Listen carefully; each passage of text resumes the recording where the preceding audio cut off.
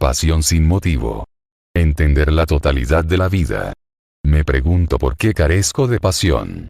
Anhelo vehementemente el poder, la posición, diversas clases de entretenimiento, tanto sexual como religioso, y otras formas de sensualidad. Pero, al parecer no tengo la pasión profunda para consagrarme a entender el proceso total del vivir, y no dedicar toda mi energía psíquica a la actividad desintegradora. Si soy gerente de banco estoy tremendamente interesado en mi negocio bancario y si soy artista o científico estoy entregado a mis propios intereses especiales, pero aparentemente una de las cosas más difíciles es tener una pasión intensa y perdurable puesta en el entendimiento de la totalidad de la vida. A medida que penetro en esta cuestión de lo que constituye el entendimiento total del vivir, amar y morir, necesito no solo capacidad intelectual e intenso sentimiento, sino mucho más que todo eso, la gran energía psíquica que únicamente la pasión me puede brindar. Teniendo este problema enorme, complejo, sutil y muy profundo, debo dedicar mi total atención, que después de todo es mi pasión, para ver y descubrir por mí mismo si tengo otra manera de vivir por completo diferente de la actual.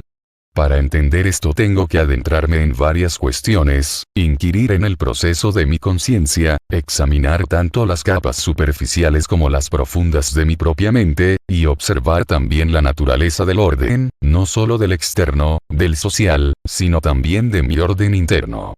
Tengo que descubrir el sentido de mi vivir, no darle una importancia solo intelectual, sino ver realmente qué significa vivir.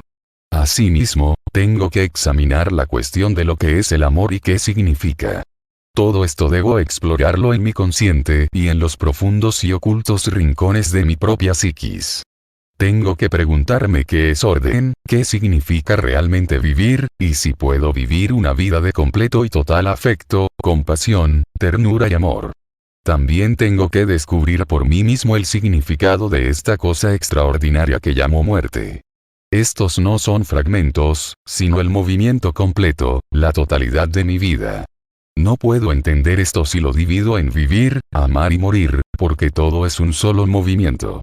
Para entender este proceso total, debo tener energía psíquica, no solo intelectual, sino de un sentir intenso, y esto implica tener esa pasión sin motivo para que arda constantemente dentro mío. Como lo que pienso está fragmentado, es necesario investigar la cuestión de lo consciente y lo inconsciente, porque allí comienza toda mi división. El soy y el no soy, el tú eres y el yo soy, el nosotros somos y el ellos son. Mientras exista esta separación, en la nacionalidad, la familia, la sociedad, entre religiones con sus dependencias posesivas separadas, tengo inevitablemente divisiones en mi vida. Tengo mi vivir cotidiano con su tedio y rutina y eso que llamo amor, cercado por mis celos, mi posesividad, mi dependencia, y mi manipulación. Tengo temor y la inevitabilidad de mi muerte. Puedo penetrar en esta cuestión seriamente, no solo en forma verbal o teórica, sino investigarla mirándola realmente dentro de mí mismo y preguntarme por qué existe esta división que me provoca tanta desdicha, confusión y conflicto. Puedo observar muy claramente en mí mismo la actividad de mi mente superficial con mi preocupación por la subsistencia, y mi conocimiento técnico, científico, adquisitivo. Puedo observarme siendo competidor en la oficina, puedo ver las operaciones superficiales de mi propia mente. Pero, tengo partes ocultas que no exploré porque no sé cómo hacerlo. Si deseo exponerlas a la luz de la claridad y del entendimiento, leo libros que me hablan de ellas, o acudo a algún psicoanalista o filósofo. Pero, no sé cómo mirar las cosas por mí mismo. Aun cuando soy capaz de observar la actividad externa y superficial de mi mente, estoy aparentemente incapacitado para mirar en esta cueva profunda y secreta en la que está contenido todo mi pasado. Puedo conscientemente con mis positivas exigencias y aseveraciones mirar en las capas más profundas de mi propio ser. Si trato de hacerlo con suficiente insistencia y seriedad, encuentro yo mismo el vasto contenido de mi pasado, mi herencia racial, mis imposiciones religiosas, mis divisiones, pues todas esas cosas las tengo escondidas allí. La expresión ocasional de mis opiniones se originan en esas acumulaciones de mi pasado que se basan esencialmente en el conocimiento y la experiencia pasada, con mis diversas formas de conclusiones y opiniones. Puedo mirar dentro de todo esto, entenderlo y trascenderlo de manera que no exista división alguna. Esto es importante porque estoy muy condicionado para mirar mi vida en forma fragmentaria. Y mientras continúo con esta fragmentación, tengo la demanda de realización, porque yo deseo realizar, lograr, competir, ser ambicioso. Es esta fragmentación de la vida lo que me hace individual y colectivamente egocéntrico y necesitado de identificarme con algo más grande mientras permanezco separado. Es esta profunda división en mi conciencia, en mi estructura y naturaleza total de mi ser, la que causa división en mis actividades, en lo que pienso y siento. Así divido mi vida y esas cosas que llamo amar y morir. Es posible observar el movimiento de mi pasado, que es lo inconsciente, sin darle un significado especial psicoanalítico a la palabra, claro. El inconsciente profundo es mi pasado, y actúo partiendo de ahí. Por lo tanto, tengo una división en pasado, presente y futuro, lo cual es tiempo. Todo eso aparece más bien complicado, pero no lo es. Es realmente bastante sencillo si puedo mirar dentro de mí mismo y observarme en la acción, observar el funcionamiento de mis propias opiniones, pensamientos y conclusiones. Cuando me miro críticamente puedo ver que mis acciones están basadas en conclusiones pasadas, o en una fórmula o patrón que proyecto hacia el futuro como un ideal, y actúo de acuerdo con ese ideal. Por lo tanto, mi pasado está siempre funcionando con mis motivos, conclusiones y fórmulas. Mi corazón y mi mente están sobrecargados de recuerdos que moldean mi vida y crean mi fragmentación. Tengo que preguntarme si conscientemente puedo ver dentro de lo inconsciente de modo tan completo que pueda entender la totalidad de mi contenido, que es mi pasado. Esto requiere capacidad crítica, pero no crítica basada en opiniones propias. Capacidad crítica para observarme a mí mismo. Si estoy realmente despierto, entonces termina esa división en la totalidad de mi conciencia. Tal estado solo es posible cuando existe esta crítica autoobservación exenta de todo juicio. Observar significa ser crítico, no utilizando una crítica basada en mis evaluaciones y opiniones, sino siendo críticamente atento, estando alerta. Pero si esta crítica es personal, si está cercada por mi miedo o cualquier forma de prejuicio, deja de ser una verdadera crítica y se convierte en algo meramente fragmentario. Lo que me interesa es entender todo el proceso, la totalidad de mi vida, y no un fragmento en particular. No me pregunto qué hacer respecto de un problema en particular, o en relación con mi actividad social, que es independiente del proceso total de mi vivir, sino que trato de descubrir qué está incluido en el entendimiento de la realidad y si existe tal realidad, tal inmensidad, tal eternidad. En esa percepción total y completa, no fragmentaria, estoy interesado. Ese entendimiento del movimiento total de mi vida como una sola actividad unitaria es posible únicamente cuando en la totalidad de mi conciencia terminan todos mis conceptos, principios, ideas y divisiones como el soy y el no soy. Si esto me queda claro, entonces, puedo continuar indagando qué es mi vivir. Considero mi vivir como una acción positiva. Hacer, pensar, mi interminable bullicio, conflicto, miedo, sufrimiento, culpabilidad, ambición, competencia, mi anhelo de placer con su dolor, mi deseo de éxito. Todo esto es lo que llamo vivir. Esta es mi vida, con mis alegrías ocasionales, mis momentos de compasión sin ningún motivo y de generosidad espontánea. Existen raros momentos de éxtasis, de una bienaventuranza sin pasado ni futuro.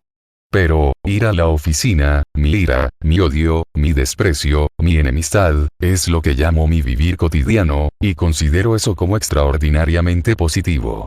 Mi negación de lo positivo es lo único verdaderamente positivo.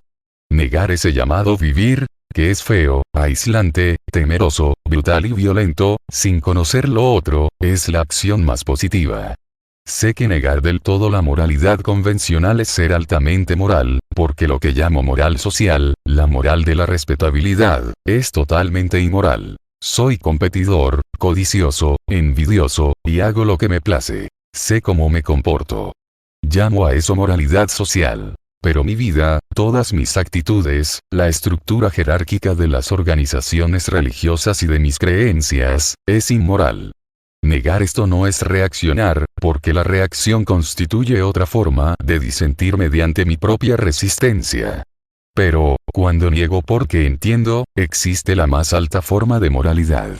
De la misma manera, negar la moralidad social, negar la manera en que vivo mi vida insignificante, mi pensar y existir superficial, la satisfacción que en un nivel superficial siento con las cosas que acumulo, negar todo eso, no como una reacción, sino viendo la total estupidez y la naturaleza destructiva de esta manera de vivir, negar todo esto es vivir. Ver lo falso como falso es ver lo verdadero. Luego, ¿qué es el amor? ¿Es placer el amor? ¿Es deseo?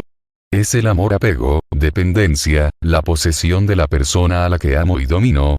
¿Es amor decir esto es mío y no tuyo, mi propiedad, mis derechos sexuales, en los cuales están envueltos mis celos, mi odio, mi ira y mi violencia?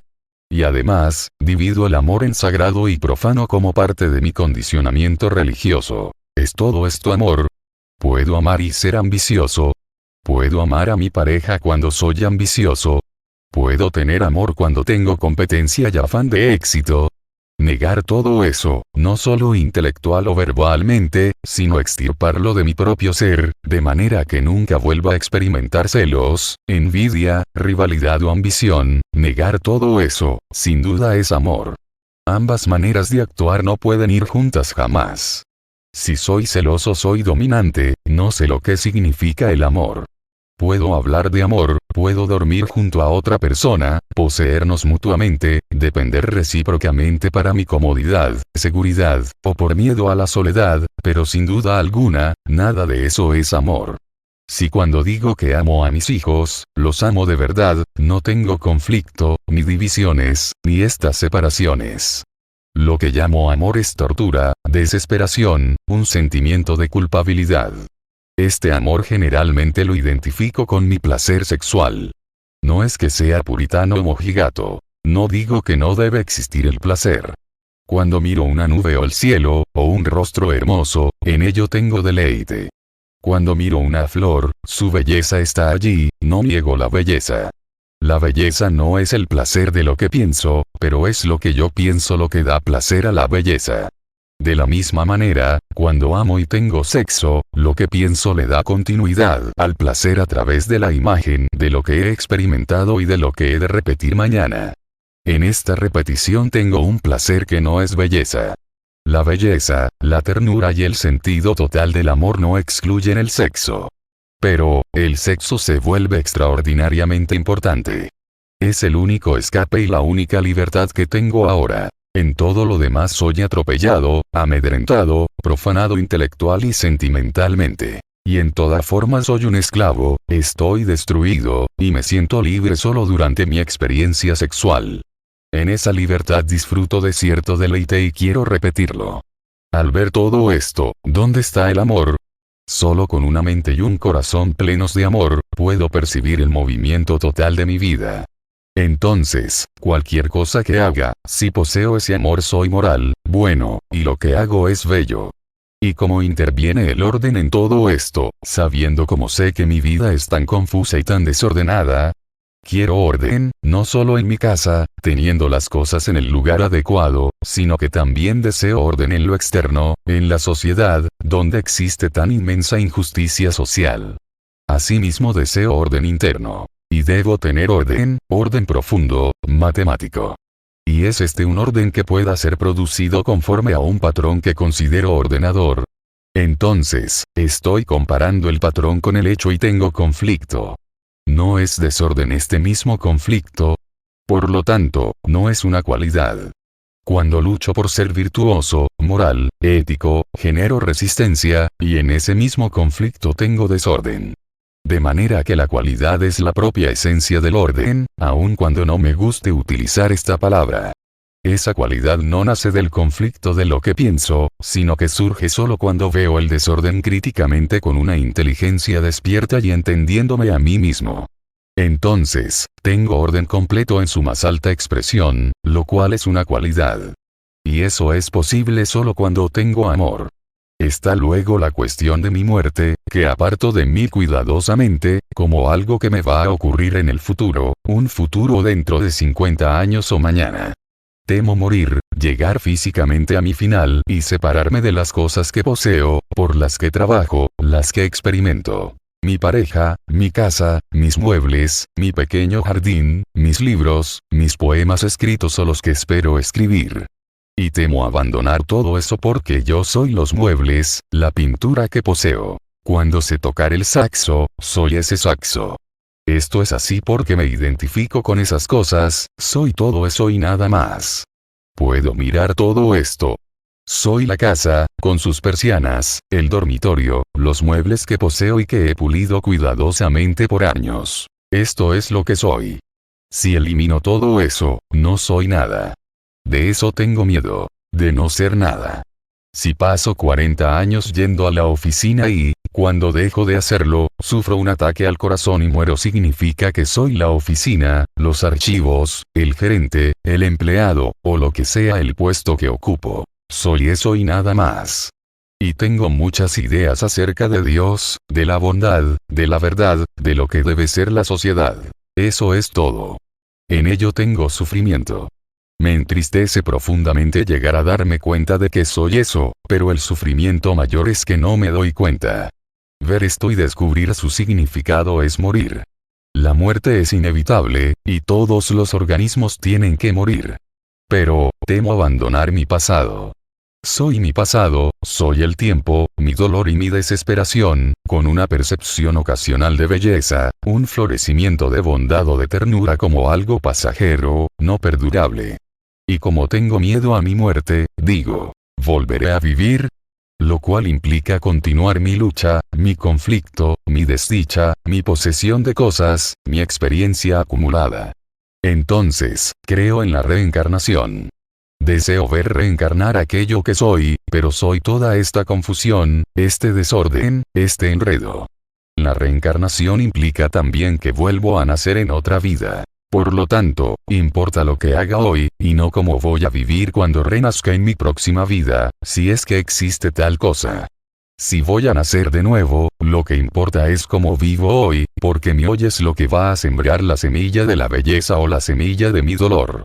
Pero, si creo tan fervientemente en la reencarnación, no sé cómo comportarme. Y si estoy interesado en mi comportamiento, entonces no me preocupa el mañana, porque la bondad está en la atención que presto a mi hoy. Morir es parte de mi vivir. No puedo amar sin morir, morir para todo lo que no es amor, morir para todos mis ideales que son la proyección de mis demandas internas, morir para todo mi pasado, para mi experiencia, de manera que aprenda lo que significa el amor, y, por lo tanto, lo que significa mi vivir. Vivir, amar y morir son, pues, la misma cosa, que consiste en vivir total y completamente ahora. Entonces, tengo una acción que no es contradictoria y que no trae consigo dolor y sufrimiento. Es un vivir, un amar y un morir en que tengo acción. Esta acción es orden. Y si vivo de esa manera, y debo hacerlo, no en momentos ocasionales, sino cada día y cada minuto, entonces tengo orden personal, familiar y social, hay unidad en mí. Por lo tanto, vivir es amar y es morir. Entonces, puedo quedar libre instantáneamente y vivir sin conflictos, o eso toma tiempo.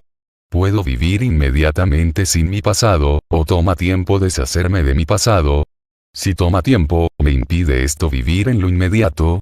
Este es el problema. El pasado es como una cueva escondida, como un sótano donde guardo el vino, si es que tengo vino. Toma tiempo estar libre de mi pasado.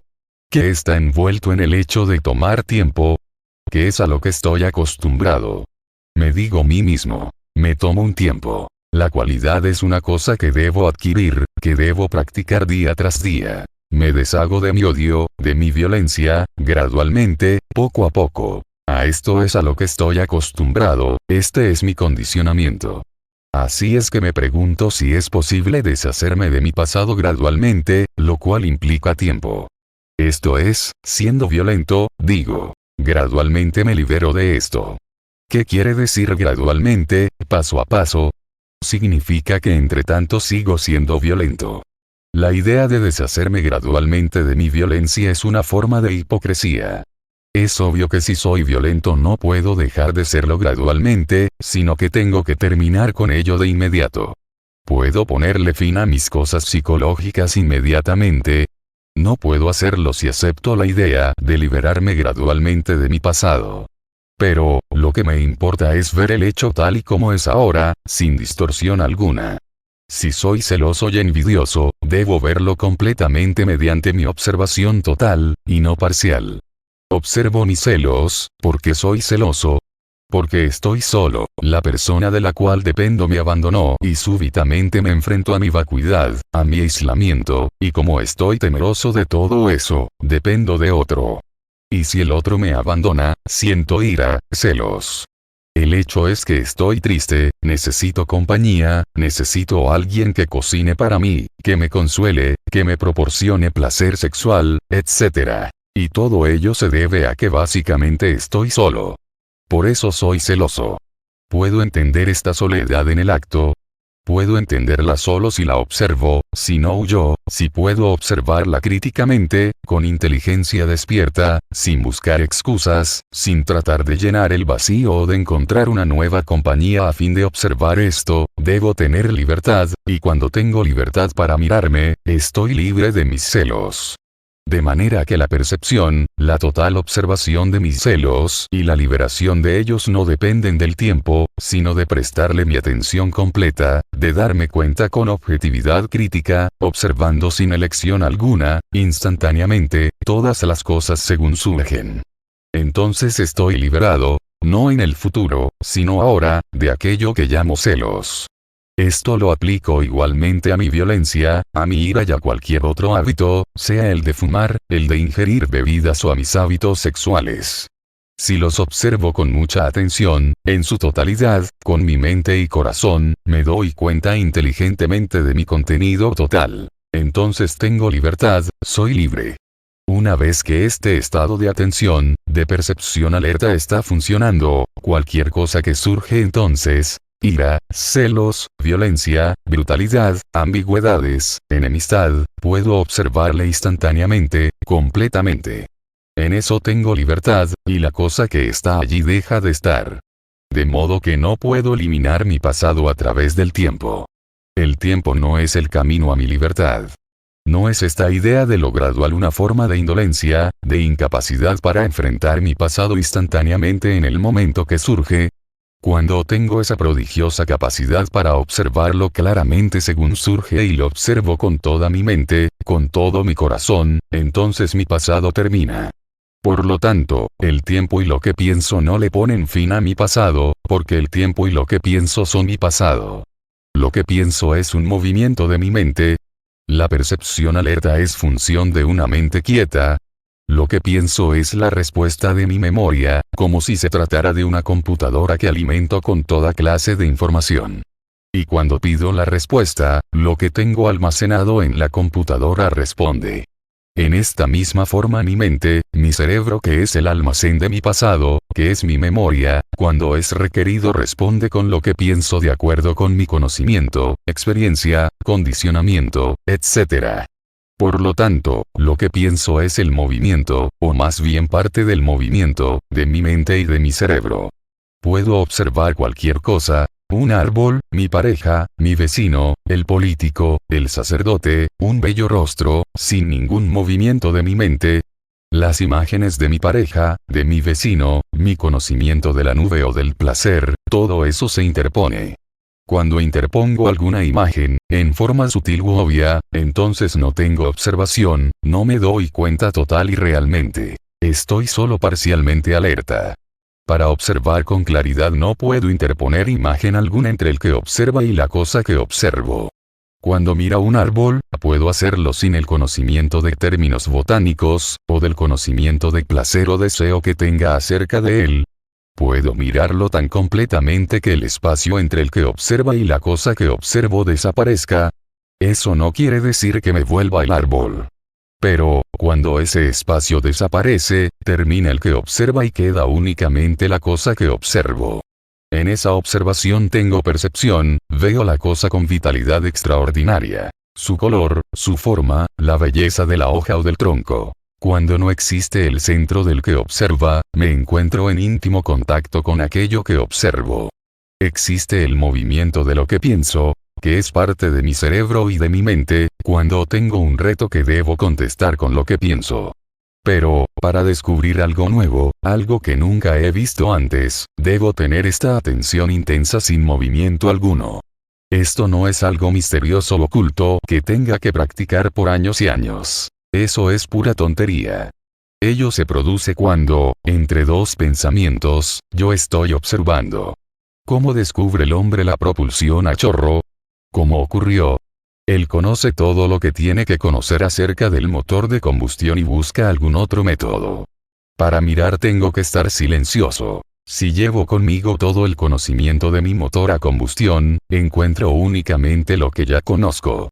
Todo lo aprendido tiene que estar dormido, quieto, y entonces puedo descubrir algo nuevo.